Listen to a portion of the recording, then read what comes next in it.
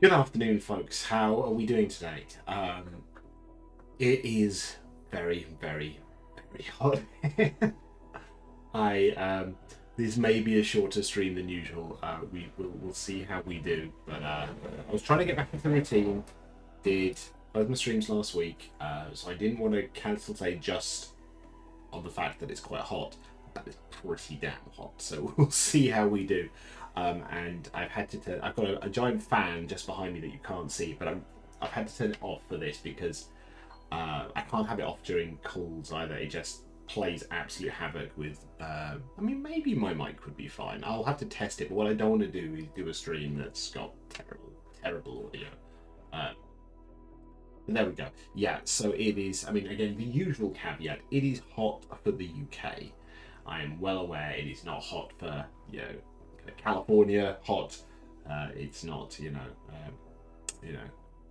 Derby hot, but it is pretty damn hot. What is it? It's 31 degrees Celsius. It's meant to get up to about 33, 34 today, so it's uncomfortably hot, is what it is.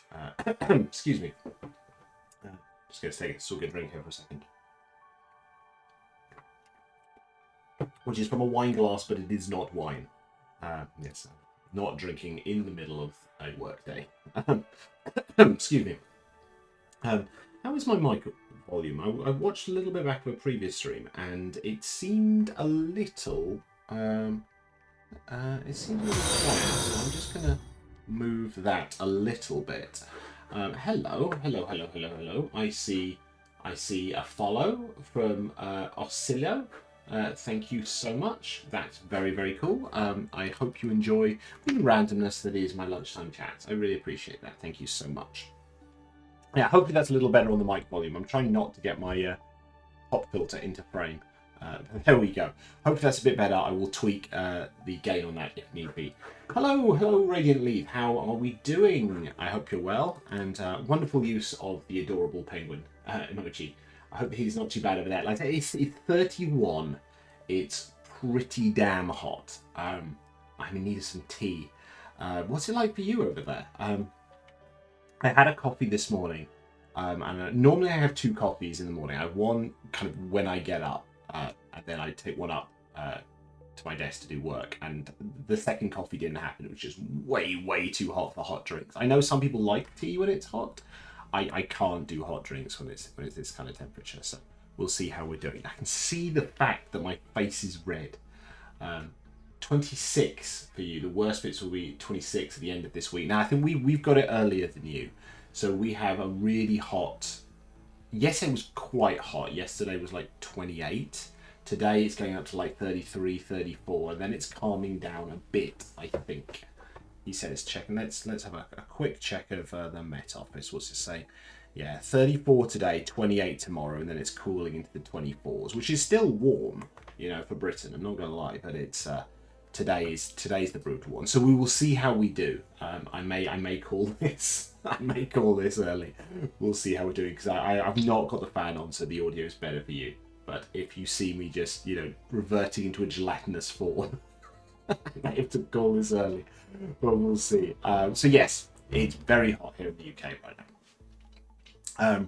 But the one nice thing is we did, because and this isn't the first summer in our new house. We moved kind of midway through the summer last year, but we decided to get ourselves an outdoor pool. I mean, not anything crazy fancy, but there was a nicely sized pool that was on sale. So we thought, yeah, let's do that because we figured we would get a lot of mileage out of it. This year, and we certainly have so far. So yeah, lots of evenings lounging around, even though it's not really big enough to do anything in, but it is good to lounge around and be submersed in water, which is quite nice. If you need the fan, your health is definitely more important. No, I will absolutely. If it gets unpleasant, I will definitely turn the fan on, but I don't want to mess too much with the audio. I mean, should we give it a quick try? I will get an honest opinion now. The question is, how long can my headphones go? So if I turn this on.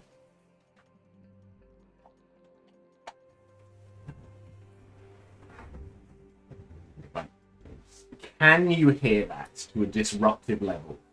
I can't hear it. Marvellous. That's staying on there.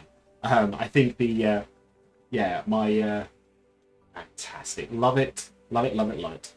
No, yeah, my words are failing. Now my mic is up here somewhere, so I think it's far enough away, and I think there's enough. I've got to assume that Twitch has some element of background noise cancellation as it is, so it hopefully is filtering out anything, because I can definitely hear it in this. But there we go. Yay for a little bit of cooling on that. So what else is going on? What else is going on? Well, have you been following me on the socials? We acquired. No, we got two cats. Was it last week? It's all a bit of a blur now. I think it was the start of last week. So we've had cats for a while. Basically all the time. No, not basically about it. All the time my wife and I have been together, we've had cats. So I had a cat. My wife had a cat. We then adopted a third cat. We had for many, many years. And then sadly over the course of the last couple of years, down a bit here, we lost them all. About 2 years ago, my cat and the one we adopted sadly passed away within the space of like a week. It was a really rough week. And then about 6 months ago, we lost Marmaduke.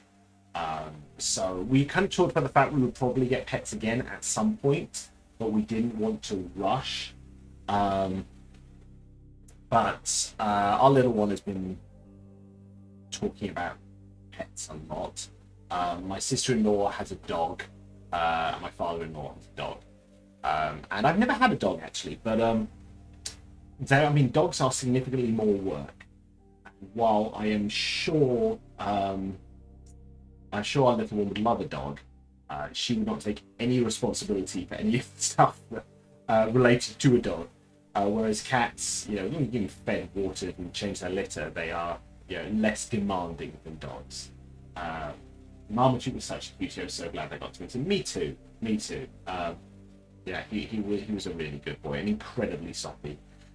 Marmaduke was he was a tom, but not in any way a tomcat. He was snipped quite young, so he never really grew up. So he was just an eternally soppy kitten. He was very, very cute. Our new cats, they are 8 weeks old. Well, 9 weeks old now. They're called Gizmo and Widget. They have the zoomies. They absolutely love to run around. If they're getting familiar with the house, the downstairs, they're going around most of downstairs. They're starting to venture upstairs a bit.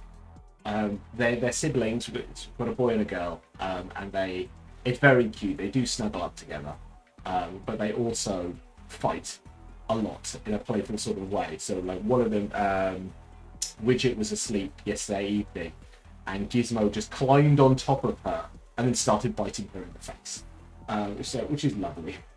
Really it is. They are very, very cute, but they are a lot of work, and we kind of forgotten. I mean, we hadn't forgotten, but you get into a routine with cats with like, okay, changing litter, wet food, dry food, water, and all of that, but litter in particular, and then you get cats again, and you're like, oh wow, I think I'd sort of forgot how much cats crap and how much they love to just fling litter everywhere. So that's fun. And the fact we've got the litter right now is in our living room, just while they're getting used to the space. We will move it well out of the living room soon enough, but we want to make sure that they're comfortable with the space first before we're forcing them essentially to walk across to other bits of the house in order to take a crap. So yes, cats, chaos related to cats. I imagine very soon we'll start seeing cats on screen, but not yet. What else in news? Good grief, I'm rambling very slowly today. I think it's the heat. So I mean, oddities are afoot about Twitter. I mean, Twitter has been very odd since Elon Musk took over. I mean, and odd is not a very polite way of putting it. It is increasingly turning into a right-wing bin fire of porn bots. Which it sucks. But I think there's been I think mostly triggered by the US election and the response to the UK election and the recent riots over here. I wouldn't say Musk has revealed his true colours. He never really hid them, but he's being even more blatant with his his far right ideology, and yeah, in terms of kind of, I mean, the stuff he's doing with the US election with regards to who he is muting, blocking. Well, not even if he's muting and blocking, he is actively banning certain people or hiding posts and stuff like that. And the shenanigans with the super PAC and all of that, it's really bad right now. So I've seen an increased amount of people leaving Twitter in the last couple of weeks. It's just rough. I mean, I think it's pretty inevitable at some point that I will just say, no, that's it, I'm done. But, I mean, to be honest, if I didn't do, if I wasn't a small business owner, I would have left long ago. Because, yeah, it's just horrific. But because I do need to keep promoting my brand, I kind of have to keep posting there for the time being. Just because the masses haven't moved yet. I mean, lots of awesome people who I follow and they follow me are on Blue Sky. I did actually sign up for Threads today. I don't know how much I'll use it because I don't want to spread myself even more thin than I am, but I know there are a lot of people using that as their place to go to after this Twitter exodus. But while the majority of people are on Twitter, I kind of have to stay there. I mean, I've got 400 and change followers on Blue Sky, but I've got 1,800 on Twitter. So at this time, I really can't afford not to be on Twitter. But I think it's inevitable at some point. Well, one of two things will happen. Either the masses will move, and it will just, it will just collapse in on itself. Or Musk will try and get rid of it, because I saw some stats on this, and I don't know if it's true or not. I mean, elements of it are certainly true. He bought it for like 4.4 billion, and I saw something that like valuations suggested it's dropped to worth about 1 billion now, so it's lost a huge amount. And the way he bought it, he had his Tesla shares as like collateral, but didn't actually sell any of them. He used them as collateral to take out a loan with various people to do the sale. So it's the stat I saw, and again, I don't know if it's exactly true, it was something like 1.5 billion in interest or something. So it's not making money, and now he's trying to sue people who choose not to advertise there. I think it is entirely possible that he'll get rid of it. Though he is an incredibly stubborn man for everything that we've seen of him. So he made us stick with it regardless. But I think it's entirely possible, or one way that Twitter ends is he, gets rid of it, and then, the bleeding can cease, and, it might become less horrendous again. But we'll see. What else? A little bit about Shought Thorts. So, a new episode was out last Friday. That was episode 7, I believe. Which was the episode with Izza, aka Evil Clever Dog, which I thought was it's one of my favourite episodes so far. It is. Izza was an absolute delight. We've exchanged tweets for so long. It was actually nice for us to, and we've never met at a convention or anything like that. So it was a lovely chat. But I think it's one of the funniest episodes. But also touches on some really serious topics, especially discussions of kind of cultural influence.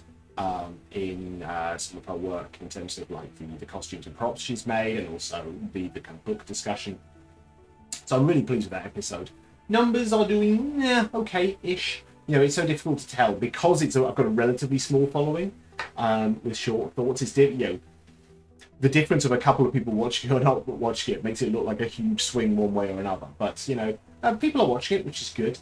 And also on the note of Shought Thorts, I actually did the thing I said I was going to do for a long time, which is I've actually put it up as a podcast as well. So because of the Legend Keeper sponsorship not taking, it's paying for the upkeep on the Tabletop Creators Directory, I've got a bit more spare cash each month. So I signed up for Podbean, so that all the Shought Thorts episodes are going up on Podbean, and then they're mirrored across, basically any podcasting site you want to use. The main ones on there it's on Apple, it's on Spotify, it's on Amazon. But it's on other places as well. So have a look. So if you want to support me, or just want to enjoy that content, but you don't find the time to sit down and watch the YouTube version, it's there as a podcast. So please subscribe in your chosen podcast place, wherever that might be. And if you've not watched the episodes, or there's some you've not watched, give them a listen. It's always good to bump up the numbers on that one. And eventually, I might be able to get some monetization from both the YouTube and the podcasting avenue. But we're a way off that yet.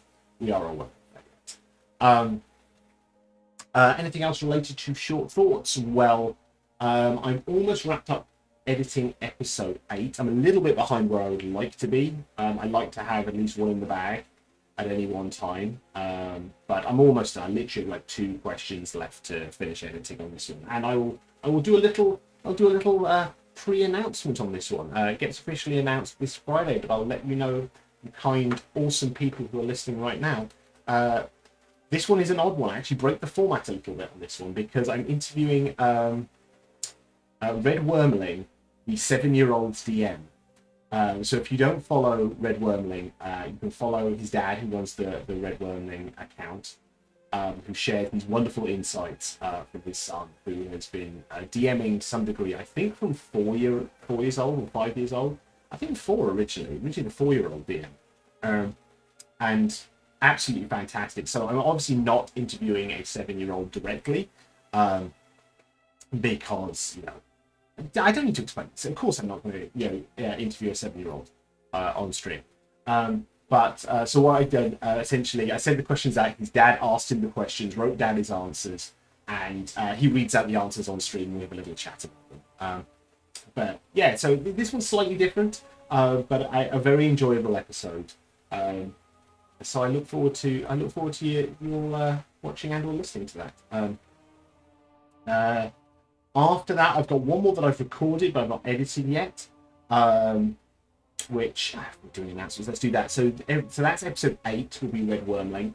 Episode 9 will be with Yagman X, who is an amazing video games creator and designer, and also streamer and musician. She's generally awesome. So that's gonna be a good one.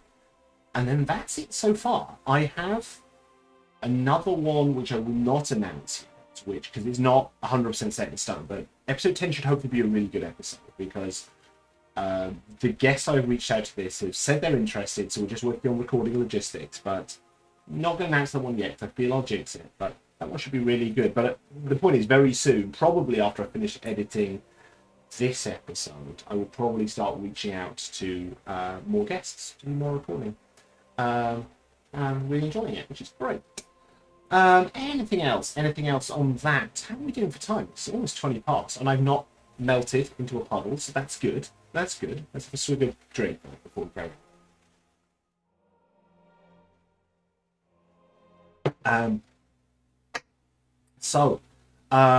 Little segue into Little But Fierce. So I'm feeling I've neglected my writing of it.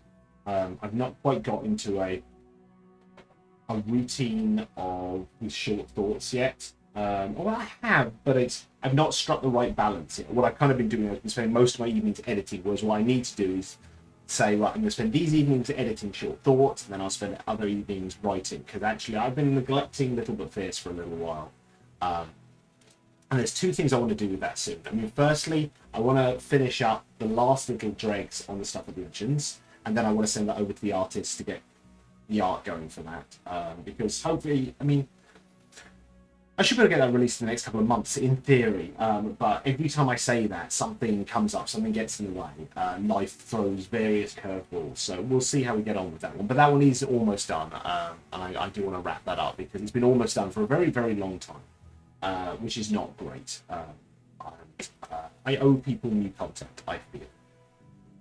The other thing I'm going to do with Little But Fierce is, it's something I've been thinking about for a little while now, and I didn't quite decide. It was only the other day when I realised what I wanted to do with it, which is, so Little But Fierce, if you don't know already, is a rewrite of 5th edition Dungeons and Dragons, or the 5th edition Creative Commons version of that rule set, to make it accessible for kids as young as 6.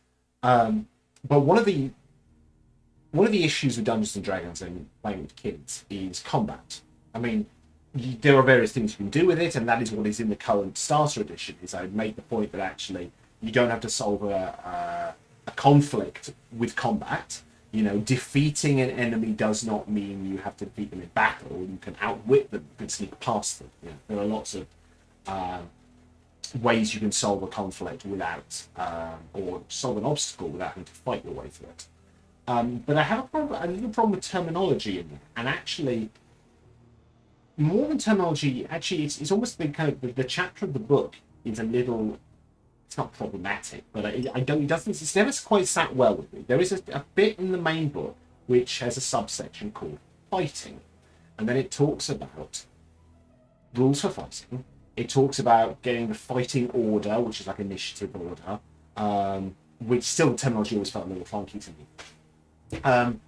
But the fact is, I'm saying, oh, you don't have to fight, you don't have to fight, you don't have to fight, and then I've got a section called fighting and fighting order and stuff like that, and it's never quite sat well with me on that one. And I think I know what I want to do with it, and it's a small change. It's a reframing thing that I want to do with this. So essentially, the notion of fighting order, I think, will become an action order. And roll for initiative, I think it's chuck in the phrase like, you know, something like it's action time or something like that, which I know is it's morphing time. It's got that sort of feel to it. But I'm going to rephrase that section about it being about action scenes. And make that point that actually it's a time where you go from loose role play to actually time is of the essence. You know, this isn't like an action scene from a film. You know, and that could be combat, but it could also be a bomb is going to go. It could be, you know, a rolling boulder. It could be the room is filling with gas. It could be, you know, anything from like Indiana Jones or something like that. And his point is, time is of the essence, and you can't go, actually, oh, I'll do a bit of this, and then they'll do a bit of that, and, you know, we'll spend half an hour doing this. It's like bam, bam, bam. You know, something is going to happen unless you act quickly. So it's an action scene. Now, and that could involve fighting, or it could just involve, you know, a ticking clock, sand falling from an hourglass, or something like that. So once I finish this episode of Shought Thorts, I'm going to do a little bit of rewriting on that. It'll probably be only an evening's worth of writing, but I want to get that out released because as more and more people find as more and more people find Little But Fierce, I want to make sure that it's a version that I'm happy with. And I am pretty happy with what's out there right now, but what I don't want is audience expands, and then I make fundamental changes. So I want to do this reframing bit now, and it is a small thing, but it's just never quite sat well with me. So I'll try and do that soon. Anything else related to that? I mean, I guess the other thing on Little But Fierce is there's kind of an elephant in the room about the new version of D&D. So the new player's handbook is, I mean, it's in the wilds already, but I don't think it's generally available yet unless you're at Gen Con. And my understanding is there's going to be a new Creative Commons version that comes out alongside that. I mean, as it stands right now, I'm not going to pick up the new version just because I don't play that much D&D, to be honest, to spend like another £100 buying new versions of rulebooks. I'm not going to use them for that. Unless my group decide that we're going to move on to the new version. Which I could do through D&D Beyond. You know, I probably won't make that jump. And there's a kind of decision I'll have to make at some point, essentially about whether when that new Creative Commons version comes out, whether I take any rules or notions from that and put them into Little But Fierce. Because there may be some stuff in there that, you know, especially with classes, that if there's obvious tweaks, you know, it will be. You know, there's not any harm. I think once that Creative Commons version comes out, there's no harm in me then having a look, having a little browse, seeing what the general feeling is, and maybe take some elements from it. But I think Little Bit Fierce is always going to be based on the regular 5th edition, with just some changes potentially attached to it. But we'll see. You know, I haven't taken a dive into that yet. Last thing to talk about, I don't think. I mean, other than small allusions to it. I haven't talked about this before on stream, but my wife and I are currently rewatching Cobra Kai. And I don't think I've talked much about Cobra Kai on stream. If I have, and this is a repeat, I do apologise, but I don't think I have. So the last season of Cobra Kai is partially out. It's like a 15 episode season that they're split into 5 episode chunks. So it's become increasingly common that series of certain shows have like a hiatus and they drop the first half and the second. I'm not quite sure why they've done this in 3. I mean, they've gone from 10 episodes to 15 episodes, and maybe it's just Netflix trying to get as much mileage out of it as they can. And I mean, to be honest, it's exactly that. Who am I kidding? It's exactly, they're trying to get as much mileage out as they can, and they want people not to cancel their Netflix subscriptions because they've increased prices, because they're not allowing password sharing. If they dropped it in one go, people watch it in one go and then cancel. Whereas if it's like, first part's in July and the next part's in November and the third part is some point in 2025, you're getting another however long, 9 months worth of subscription out of people, which kind of sucks. And presumably Stranger Things will drop some point in sync with all of this to try and make you watch it for even longer. But there we go. But no, Cobra Kai is great. I think we've watched it twice beforehand. Sorry, my brain has just completely melted. Yeah, we've watched it twice before. So we thought before watching the 5 episodes we've got the 5 new episodes we've got, we thought we'd do a rewatch to get up to it. And it's a lot of fun, isn't it? It is. Cobra Kai is an odd thing. I mean, firstly, I'll say it at the outcome. I did not see the Karate Kid as a kid. My wife finds this very, very weird. We kind of have a different background in terms of like TV and stuff like that. So we recorded stuff off the TV, but and we bought VHSs. A bit old there. Of things we wanted to watch again and again, but we didn't have cable and stuff like that. So there's a huge amount of like 80s movies that I've not actually seen. I have now since seen the Karate Kid. And very much enjoyed it, but I hadn't seen it as a kid, so I didn't have that nostalgia of it beyond pop culture stuff that I was aware of. But it's really good. It's so good, and the thing that's I think is fairly unique about Cobra Kai is it should not work. It should be too cheesy for you to be able to enjoy it. I think a lot of people, if they were reviving a franchise, they'd either try and copy the old one exactly, or they would be try and update it and make it edgier. But somehow they walk a really good line of the fact that is. I think it's the fact that it is so cheesy, but isn't scared of being what it is. No, I absolutely agree. There's something, especially with like the 80s training montages and stuff like that. I think the thing that they've done very well with it, other than a couple of tiny missteps, I think they've done a good job of taking. Right, there's these films, the Karate Kid films, that had an audience, and now the audience has grown up, and now the show has grown. It's never forgotten what it is, so it's not very deep and serious, but it's accepting the fact, well, my audience has grown up, therefore the show's grown up, so they're swearing and stuff like that. And they kind of they walk a really good line, I think, with characters like Johnny Lawrence of the kind of I'm too old for this shit type thing. I think it's what made the 4th Die Hard film good, but the 4th Indiana Jones film bad. Is the 4th Die Hard film embraced the fact that the protagonist knew that they were too old for what was going on, and that this was a little bit ridiculous, whereas Indiana Jones, it just didn't work, that 4th Indiana Jones. I haven't even seen it before. If I like the franchise, to be honest.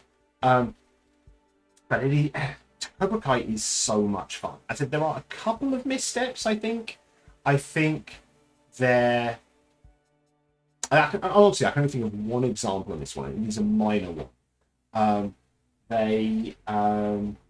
I think there's a plot point in the first season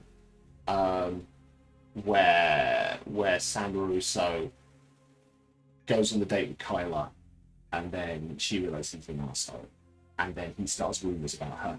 And I think the rumors he starts, I think, are a little too kind of on the nose for the general feel and tone of the rest of it. It's a little more gratuitous than they kind of go with the rest of it. And it is, I don't quite flat out say it, but I think, I think they're still trying to find their feet in terms of the tone. Whereas I think that's like one minor misstep, and generally it's pretty good. I did notice in the latter series they dropped the occasional F-bomb in there. Not that many. I think I've only split like 3 or 4 as you go.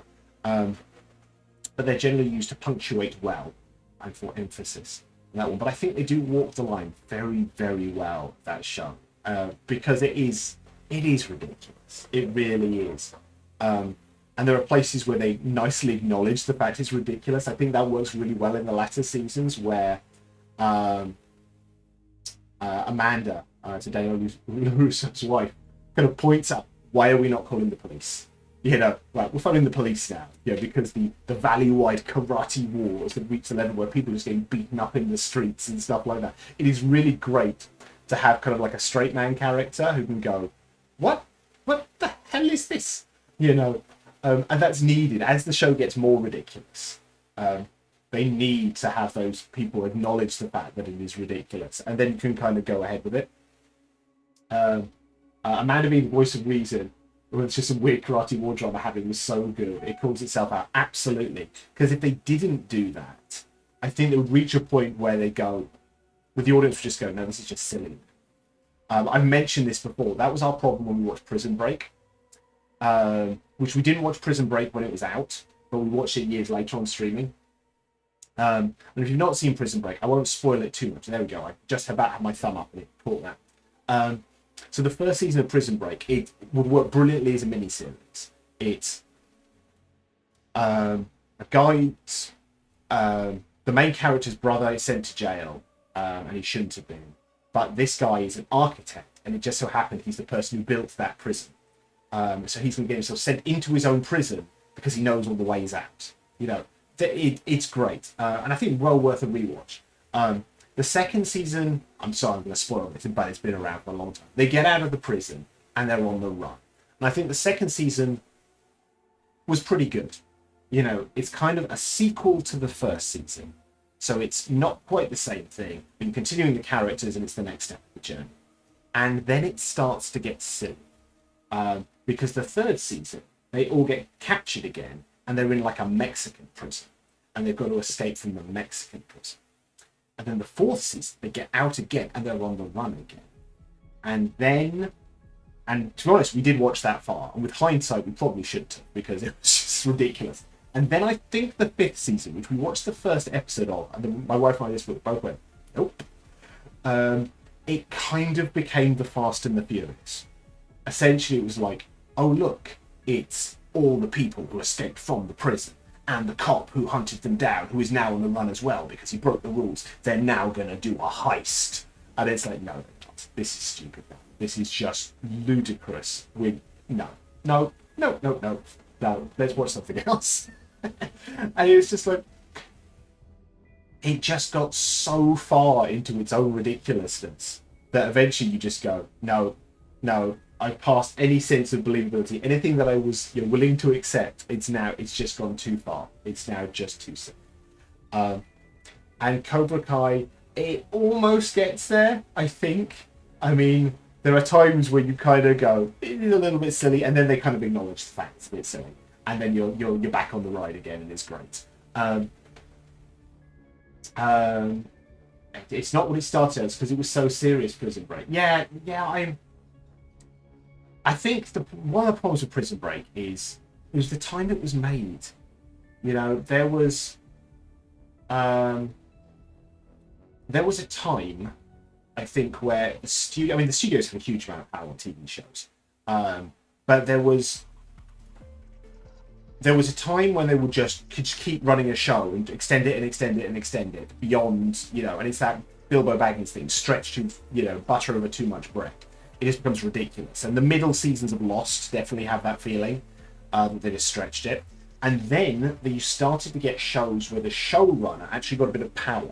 They got to be able to say, no, we're doing it here. I think the most obvious example, I go back to is Battlestar Galactica, the reimagining of that. I think the studio would have happily kept that going and going and going. But the creator, Ronald D. Moore, said, no, it's got an ending. This is when I'm ending it. And then it actually wraps up very, very well. Now we're unfortunately at the stage where the studios are kind of overriding creators on this one, and you get stuff not finishing because they're saying, no, it's not making the numbers, it's not making the money, so we're cancelling it here. And then you get something that doesn't have an ending. You get, cliffhangers that are never resolved, or even something that's midway through, clearly something that was pre-set up and it never finishes. Like I didn't watch the latter seasons of American Gods, and I understand it got worse, but that is a book that they never finished the adaptation of, which is, there should kind of be a thing in there, if you're going to get the rights to a book and you're doing it over multiple seasons, that you should be able to finish it on your own terms. I mean, clearly that would never work with contracts and stuff unless you had a huge amount of power and sway. But it's a shame when that happens. So Prison Break, I think if it had been made now, I think it would have been a mini-series. And it wouldn't have had the thing that it had, where it just went on and on because the networks wanted to make more and more money. Cobra Kai is finishing. They've said it's going to be the final season, this one, and I think that's a good thing, because otherwise it just gets more and more ridiculous. It becomes, what's the next biggest tournament? Are you now going to punch out and do karate in space? There's only so far you can go. And I don't know where this season's going to go. It is probably going to be bombastic and ludicrous, but I think that can be its bombastic, ludicrous finale, and it will work, and it will be wonderful. So I'm very much enjoying it. So much fun. The World Tournament, absolutely. Which is kind of what I think this current season is. It's certainly an international tournament. It is just ridiculous. But if you kept it going, you would have to go further. And there's no way you could. There is just no way you could. There we go. Right, let's start to words. Let's try that again. Let's have a swig of drink, and we'll try that sentence again. Let's start to wrap this up. So thank you very much for coming on today. Thank you for the follow from Vasilio. Thank you for hanging around radiantly. I really appreciate it. And I see a lurking Ace Dumpling here, who I'm hoping you're not a bot and you're just listening. Well, that'd be wonderful. So thank you very much for joining. I do appreciate it. Let's run through the standard blurb. Well, actually, let's start with the big blurb on this one, which is my birthday is the 28th of August. I have 3 targets I'm trying to hit there, and 2 of them are free. So the first target, I'm trying to get my Twitch follower count to 100. I'm currently on 88, so we're pretty close. So it would be amazing if we could get that up to 100 for my birthday. So if you like what I do, if you're enjoying these little diversions in the middle of your day, please promote to other people. Please suggest that they follow. Please share a VOD that makes you laugh. And it'd be amazing to get up to 100 followers. I'm not going to start pushing subscribers on here. I mean, it exists, but I'm not going to start pushing that until I've got a bit more following. So if I get to 100 followers, that would be amazing. Secondly, of the 3 things you can do, I would like to get my YouTube subscribers to be 100 as well. And we're even closer there, just by a smidge. But we are even closer there. I believe we are on 89. Let me check it. 89 subscribers for my YouTube channel, where you find not only all the VODs for all of this, but also you find the video versions of Shought Thorts. So again, if you've been enjoying Shought Thorts, please just take a minute to, do a couple of things, to be honest. Choose the episode you most have enjoyed and share it. Tag people in it. If you know people who might enjoy it or might enjoy this kind of silliness, please share it on your social media platform of choice and suggest people watch it and subscribe to it. Equally, if you have watched them already, please go and chuck some likes on there, chuck some comments on there. Follow it on your podcast provider of choice as well. It really helps to get the word out and break out of my little bubble and expand my audience further. So that would be wonderful. And those 2 things are free. The third thing is not free, but I do have a Ko-Fi account, ko-fi.com/DCBradshawRPG. My goal is just to get to 5 subscribers on that one. I'm on 3 right now. So if you or someone out there would like to donate me £3 a month, that would be amazing. But I totally get if you can't right because frankly, the world is on fire. No one has any free cash. I know we all love to support each other constantly, but life is way too expensive right now. So I totally get if you can't support me on Ko-Fi right now. But if you can, that would be wonderful. You get access to regular updates from me on what I'm doing, a bit of behind the scenes pre-announcement stuff.